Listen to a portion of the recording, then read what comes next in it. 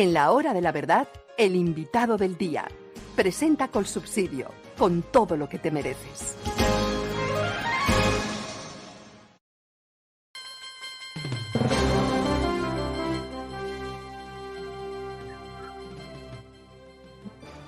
Doctor Carlos Alonso Lucio, muy buenos días.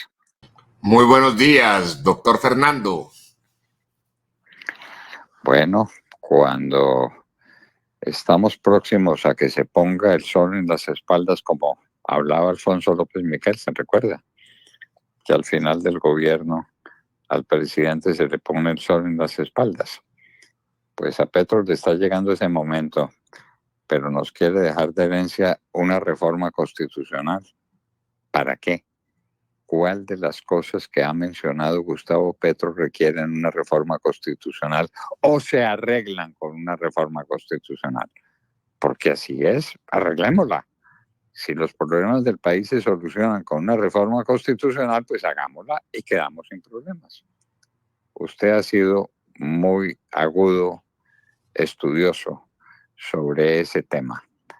Quiero que lo presente a la hora de la verdad. ¿Por qué y para qué una reforma constitucional? ¿De qué se trata? Adelante, doctor Luz.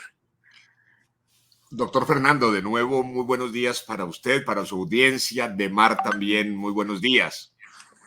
A ver, está, digamos, la primera, lo que podríamos denominar el primer paso de la reflexión, que tiene que ver, obviamente, con la pregunta de si Gustavo Petro lo que se plantea es una constituyente para la reforma de una constitución. ¿En qué consistiría esa reforma? Y de acuerdo con lo que ha dicho hasta ahora, nada de ello requeriría una reforma constitucional. Luego sería, digamos, desde el punto de vista de en una normalidad política, el debate consistiría en decirle, presidente, no se necesita una reforma constitucional para lo que usted quiere. Luego tomemos otro tipo de camino, como por ejemplo el de los ajustes legales, normativos, repito, normales de cualquier situación. Pero me parece que... Pero perdóneme, pero no significa eso que Petro está buscando una disculpa para su fracaso. Dices que no he podido hacer ninguna de estas cosas porque no tengo una reforma constitucional. ¿No será eso? No, yo no creo. Yo insisto en que el propósito de Gustavo Petro es no una reforma constitucional, sino el colapso del sistema democrático e institucional del país. Yo vengo insistiendo desde hace ya un tiempo en que de cualquier manera Gustavo Petro quiere colapsar el sistema electoral, comenzando por alterar el calendario electoral del 2026. En ese orden de ideas, el planteamiento, doctor Fernando, que usted hace sobre el sol a las espaldas, los 2 últimos años, el final del gobierno, es lo primero que yo quiero, si se quiere, llamar la atención en relación con que no podemos olvidar que Gustavo Petro quiere atornillarse en el poder. Atornillarse en el poder pasa por decir cómo buscar no irse en 2026, cómo no cumplir con los términos de los cuatrienios constitucionales para los gobiernos.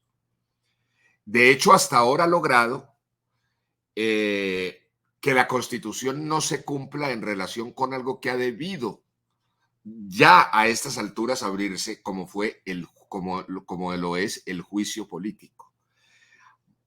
Creo que el no haber abierto el juicio político ya de por sí marca una vulneración del sistema constitucional colombiano que es tan concreto como que cuando un presidente de la República y de ahí para abajo cualquier funcionario y cualquier ciudadano violan la Constitución y la ley, deben ser juzgados.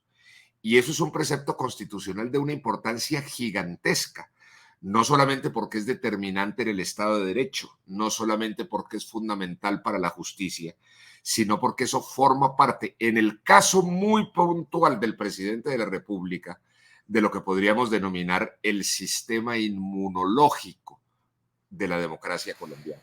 Pero yendo más allá, porque ese es un tema que hemos conversado y definitivamente los partidos no han querido abrir el juicio político en el Congreso en contravía tanto del precepto constitucional como del clamor ciudadano expresado concretamente en los estadios de fútbol, en las marchas gigantescas como la del 21 de abril.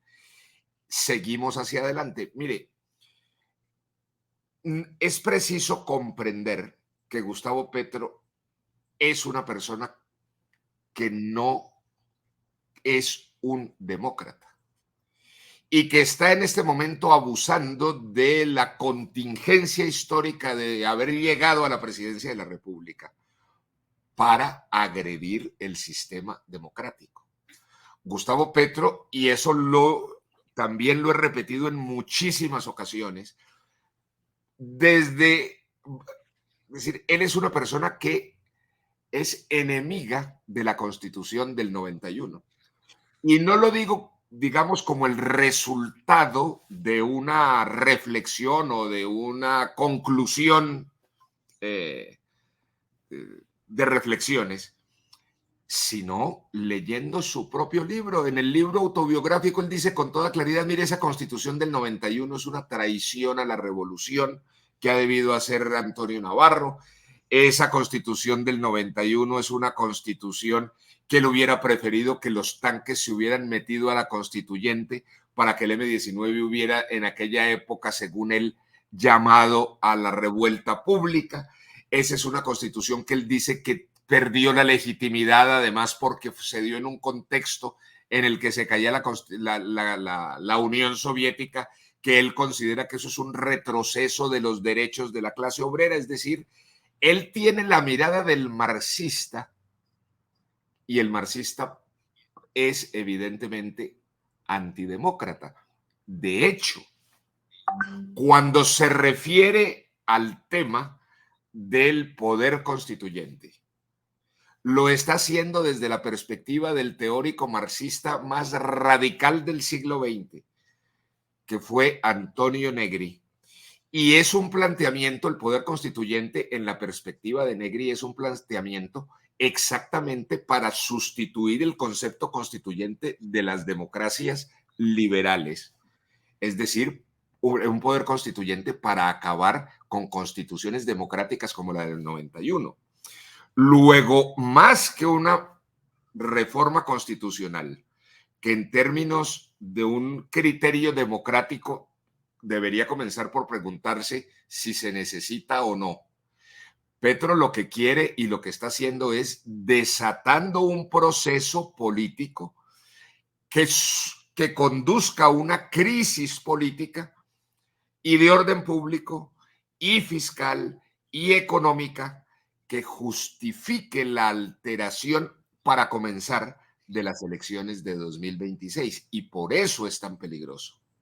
Por eso lo que estamos hablando es más que del momento del final de un gobierno, como se viven los finales de los gobiernos en los periodos cuatrienales constitucionales.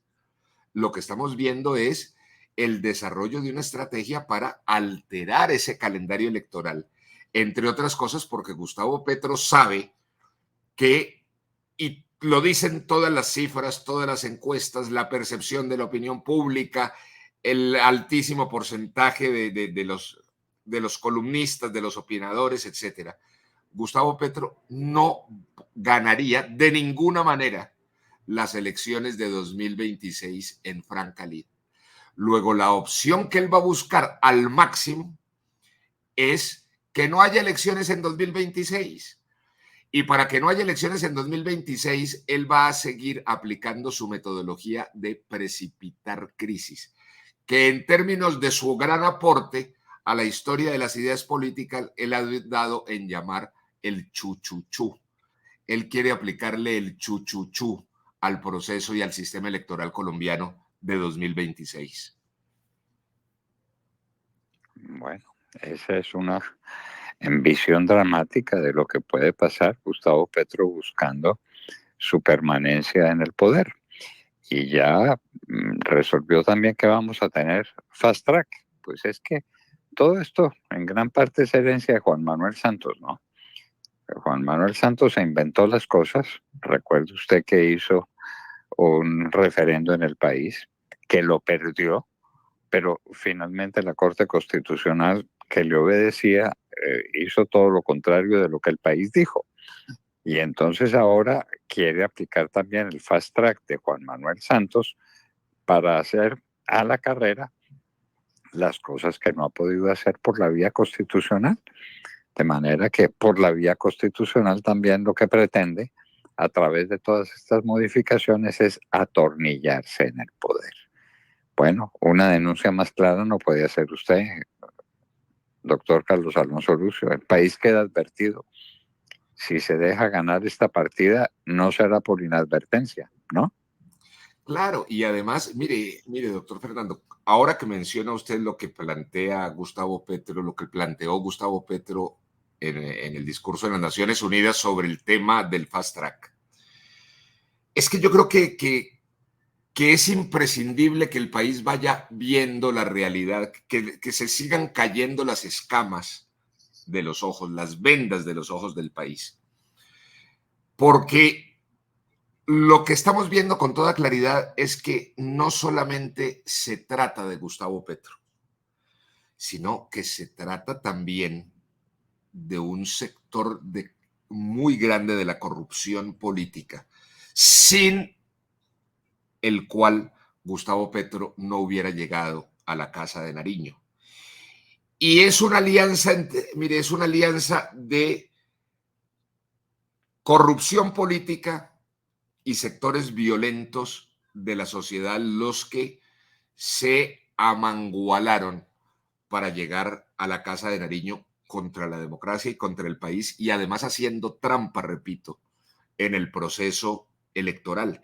Y vienen trabajando desde hace muchos años. Por eso es sorprendente que una parte de los colombianos, sobre todo sectores de las juventudes a quienes hay que llamar a que reflexionen, no sigan dejándose engañar en cuanto a que Petro plantea un cambio, ese cambio que siempre está en el corazón de un sector de la población, fundamentalmente de los sectores juveniles.